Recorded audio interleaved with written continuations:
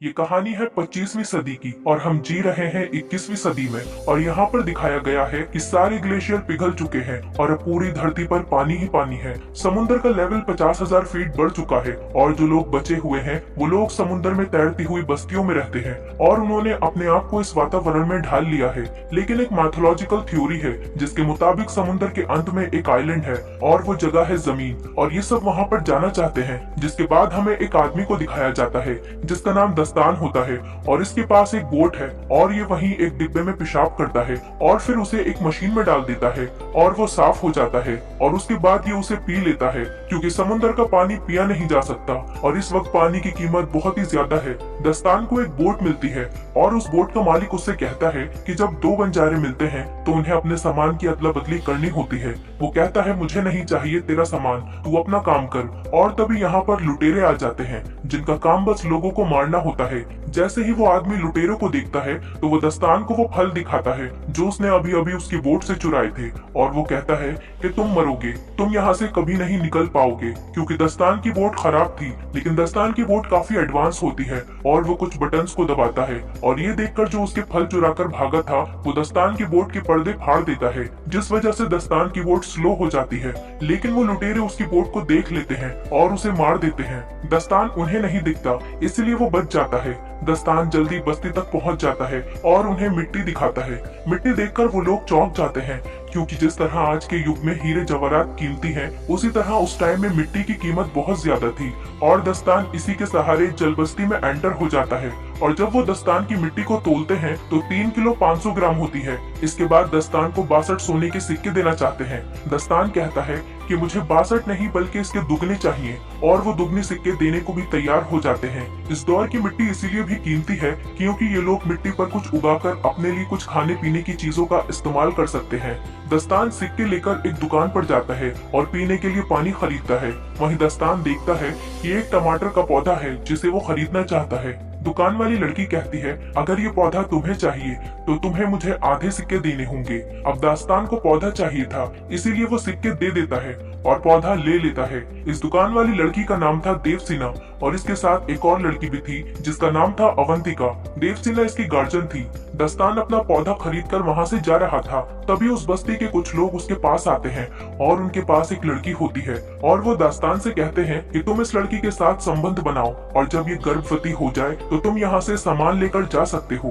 बस्ती वाले दास्तान को ऐसा इसलिए कहते हैं क्योंकि दास्तान इनकी बस्ती का नहीं है, वो बाहर से आया है और इनकी बस्ती वाले की जो प्रजाति है वो कमजोर है। लेकिन दस्तान उन्हें साफ मना कर देता है। वो कहता है कि तुम्हारे पास कुछ भी नहीं है मुझे देने के लिए। दस्तान जाने लगता है लेकिन तभी उन लोगों को शक होता है कि ये एक लुटेरा है, इसलिए वो उसे पकड़ लेते हैं और वो देखते हैं कि उसके कान के पीछे गिल्स हैं और गिल्स देखने के बाद एक आदमी चिल्लाता है कि ये एक म्यूटेंट है और वो उसे कैद कर लेते हैं और पानी में डुबोना शुरू करते ताकि उसके मरने के बाद उसके शरीर को गलाकर एक खाद बनाई जा सके। लेकिन उससे पहले कि दास्तान पानी में डूबे लुटेरे उस बस्ती में हमला कर देते हैं। दास्तान डूबने लगता है तभी उसकी मदद के लिए वहाँ देवसेना आती है। वो कहती है कि मैं तुम्हें बचा सकती हूँ लेकिन बदले में तुम्हें हमें अपने साथ ले जाना होगा। दास्तान मान जाता है और ये तीनों यहाँ से फरार हो जाते हैं और लुटेरे बस्ती को तबाह करके उस पर कब्जा कर लेते हैं। लुटेरों का सरदार कहता है कि मुझे टैटू वाली लड़की चाहिए। दरअसल ये अवंतिका के बारे में बात कर रहे होते हैं। अवंतिका के पीठ पर एक टैटू होता है जो कि इनका मानना है कि वो ड्राई लैंड तक पहुंचने का रास्ता है। यहाँ पर 3 तरह के समुदाय रहते हैं। एक लुटेरे जिनका काम बस मरना और मारना है, दूसरे आम इंसान जो बस्ती में रहकर गुजारा करते हैं और तीसरे म्यूटेंट जिनके कान के पीछे गिल्स होते हैं। वो लोग पानी के अंदर भी सांस ले सकते हैं और दास्तान भी एक म्यूटेंट है। दास्तान देवसेना से कहता है कि हमें अवंतिका को मारना होगा क्योंकि हमारे पास इतना पानी नहीं है कि हम तीनों जिंदा रह सके। दरअसल यहाँ पर पानी की कीमत बहुत ज्यादा होती है क्योंकि समुद्र का पानी ये लोग पी नहीं सकते और पानी का कोई और सोर्स भी नहीं होता है। देवसेना ऐसा करने से मना कर देती है। वो कहती है ये सिर्फ बच्ची है। दास्तान कहता है कि बिना पानी के तुम दोनों मर जाओगी, इससे अच्छा है एक पहले ही मर जाए। लेकिन देवसेना दास्तान को मना लेती है। दास्तान अवंतिका को नहीं मारता। वहीं दूसरी तरफ उन लुटेरों के सरदार छूमो को देखते हैं। वो कहता है उसे किसी भी कीमत पर वो टैटू वाली लड़की चाहिए और वो इसीलिए अपने आदमियों को प्लेन से दास्तान के पीछे भेजता है। वो लोग दास्तान के पास पहुंच जाते हैं और उन पर हमला बोल देते हैं।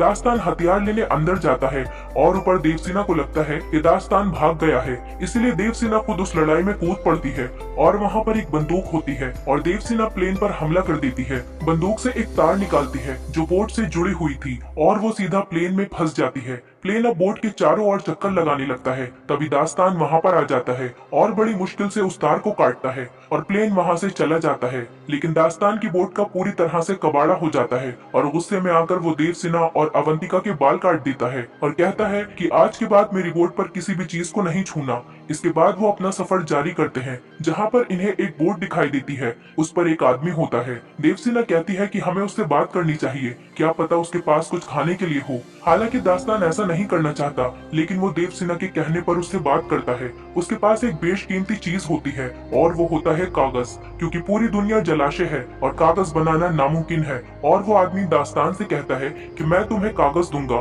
मगर बदले में तुम्हें मुझे देवसेना सौंपनी पड़ेगी। दास्तान मान जाता है और कहता है कि आधे घंटे के लिए देवसेना तुम्हारी हुई। वो आदमी देवसेना को तहखाने में लेकर जाता है और उसकी इज्जत लूटने की कोशिश करता है, लेकिन दास्तान आ जाता है और कहता है कि हमारी डील कैंसिल हुई। वो आदमी चाकू निकाल लेता है और दास्तान पर हमला करने की कोशिश करता है, लेकिन उसकी ये कोशिश नाकाम रहती है क्योंकि दास्तान उसे मार देता है। अब दास्तान जानता है ये दोनों भूखी हैं, इसीलिए वो समुद्र में जाकर एक बहुत बड़ी मछली को मारता है और अब ये पेट भरकर खाना खाते हैं। धीरे धीरे साथ रहने की वजह से दास्तान की देवसेना से दोस्ती हो जाती है और अब वो अवंतिका को तैरना भी सिखाता है। जहाँ तो वो इनके साथ रहना पसंद नहीं कर रहा था, लेकिन अब वो इनका हिस्सा बन चुका है। एक दिन दास्तान देखता है कि वो लुटेरे इनको ढूंढ रहे हैं क्योंकि इन्हें अवंतिका चाहिए। अवंतिका की पीठ पर जो ड्राई लैंड का नक्शा है वो उनको चाहिए था। दास्तान अपनी स्वील बुल से यहाँ से निकल जाता है, लेकिन उसे शक हो जाता है कि लुटेरे मेरा पीछा क्यों कर रहे हैं, मेरी तो उनके साथ कोई दुश्मनी भी नहीं है। देवसेना बताती है कि अवंतिका की पीठ पर जो ड्राई लैंड का नक्शा है वो लुटेरों को चाहिए। दास्तान कहता है ये बेवकूफी है, ऐसी कोई जगह नहीं है। इस पर देवसेना कहती है कि ऐसी जगह है, जब अवंतिका हमें मिली थी तब उसकी टोकरी में भी मिट्टी थी और वो मिट्टी तुम्हारी मिट्टी से ज्यादा खूबसूरत और बेहतरीन थी, और साथ ही तुम्हारी बोट में जो चीजें हैं, शीशा या फिर गाना बजाने वाला बॉक्स, वो सूखी धरती पर ही मिलते हैं क्योंकि समुद्री दुनिया में ऐसी चीजें नहीं है। दास्तान कहता है कि आओ मैं दिखाता हूँ तुम्हें सूखी धरती। दास्तान देवसेना को एक बॉक्स में बंद करके पानी में समुद्र के तल पर ले जाता है, जहाँ पर बड़ी बड़ी बिल्डिंग्स थी जो कि वीरान पड़ी थी। किसी जमाने में यहाँ पर लोग रहते थे। वो देवसेना को ये सब इसलिए दिखाता है कि उसके मन में जो झूठी उम्मीदें हैं वो खत्म हो जाएं। और जब ये ऊपर जाते हैं तो देखते हैं कि लुटेरों ने इनकी नाव पर पूरी तरह से कब्जा कर लिया है। लुटेरे इनसे पूछते हैं कि अवंतिका कहाँ है। दरअसल अवंतिका लुटेरों को देखकर पहले ही नाव में छुप गई थी।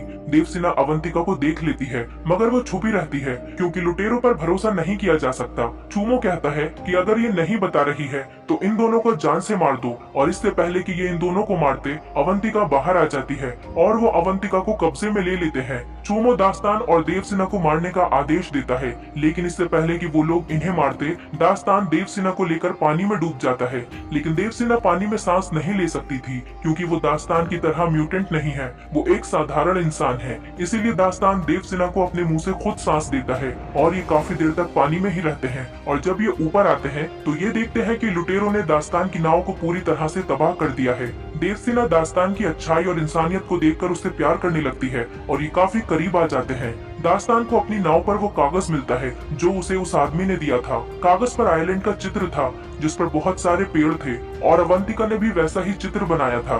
दास्तान समझ जाता है कि अवंतिका की पीठ पर जो नक्शा है वो सूखी धरती का ही है, क्योंकि अवंतिका केवल वही चित्र बनाती है जो उसने देखा है। लेकिन इनका यहाँ से निकलना नामुमकिन था क्योंकि इनकी नाव खराब थी। थोड़ी देर बाद यहाँ पर एक आदमी आता है जिसके पास उड़ने वाला बलून था और वो देवसेना की बस्ती का ही था जहाँ वो लुटेरे गए थे, इसीलिए वो वहाँ से भागकर आ गया था। वो देवसेना से कहता है कि अच्छा हुआ तुमने बोट को जला दिया, नहीं तो मैं तुम्हें कभी नहीं ढूंढ पाता, क्योंकि धुएं की वजह से ही मैं यहाँ तक पहुँचा हूँ। और वो इन दोनों को बलून पर ले आता है, लेकिन यहाँ से दास्तान डिसाइड करता है कि वो अवंतिका को ढूंढ कर लाएगा। वो उस बड़े जहाज पर पहुँच जाता है जहाँ पर वो लुटेरे थे। दास्तान चूमो के सामने खड़े होकर कहता है कि मुझे वो बच्ची चाहिए। चूमो कहता है कि बेटा अब तुम जिंदा वापस नहीं लौटोगे। दास्तान एक मशाल निकालता है और पास ही में एक टैंक में डाल देता है, जिससे एक बहुत बड़ा ब्लास्ट होता है और उसके बाद सारे आदमी मारे जाते हैं। दास्तान अवंतिका को ढूंढने लगता है, लेकिन वो देखता है कि चूमो अवंतिका को प्लेन में उड़ाकर ले जाता है। दास्तान प्लेन को रस्सी से अटकाकर क्रैश करवा देता है। अब ये विशाल जहाज डूब रहा था, लेकिन इससे पहले जहाज डूब पाता, वहाँ पर देवसेना उड़ने वाला बलून लेकर आ जाती है और उनको बचा लेती है। और तभी जहाज पर एक बहुत बड़ा ब्लास्ट होता है, जिससे लगभग सारे लुटेरे मारे जाते हैं। लेकिन चूमो अभी भी जिंदा बचा हुआ था और वो एक गन से अवंतिका पर गोली चलाता है। अब अवंतिका को वो गोली नहीं लगती, वो गोली साइड में से निकल जाती है, जिसकी वजह से वो पानी में गिर जाती है और लुटेरे उसकी तरफ बढ़ने लगते हैं। दास्तान ऊपर से जंप करता है और अवंतिका को पकड़कर ऊपर ले जाता है और ये तीनों लुटेरे जो अवंतिका को पकड़ने के लिए आ रहे थे, ये आपस में टकरा जाते हैं और एक बहुत बड़ा ब्लास्ट होता है और इस ब्लास्ट में चूमो समेत सारे लुटेरे मारे जाते हैं और इस तरह से दास्तान अवंतिका की जान बचा लेता है। इनके साथ जो आदमी होता है उसे नक्शा पढ़ना आता है और वो ड्राईलैंड का पता लगा लेता है और फाइनली ये पहुंच जाते हैं सूखी धरती पर, जहाँ पर एक झोपड़ी होती है जिसके अंदर दो कंकाल पड़े थे जो कि अवंतिका के माँ बाप के थे और उनके पास टैटू बनाने वाला सामान भी मौजूद था, क्योंकि उनको पता था कि वो मर रहे हैं। इसीलिए उन्होंने अवंतिका की पीठ पर टैटू बनाकर टोकरी में डाल दिया था और उस टोकरी में यहाँ की सूखी मिट्टी भी डाल दी थी, ताकि जब अवंतिका किसी को मिले तो उन्हें ये भी पता चल जाए कि कहाँ पर है ड्राईलैंड। और ऐसा उन्होंने इसीलिए किया क्योंकि अवंतिका उस समय काफी छोटी थी, अगर वो वहाँ पर रहती तो बच नहीं पाती। और अवंतिका के माँ बाप ने जैसा सोचा था आज फाइनली वैसा ही हुआ। इसके बाद हम देखते हैं कि दास्तान को यहाँ पर बिल्कुल भी अच्छा नहीं लग रहा, क्योंकि वो इंसान नहीं गिल्स है, इसलिए वो समुद्र में वापस जाना चाहता है। हालांकि देवसेना और अवंतिका नहीं चाहती कि वो वापस जाए, लेकिन उसे जाना पड़ता है क्योंकि उसकी असली दुनिया समुद्र है। और इसी मोमेंट पर ये मूवी खत्म हो जाती है। दोस्तों, अगर आप हमारे चैनल पर नए हैं तो चैनल को सब्सक्राइब करें, वीडियो अच्छी लगी हो तो वीडियो को लाइक करें और हाँ, नोटिफिकेशन बेल को जरूर दबाएं ताकि अगली अपडेट सबसे पहले आपको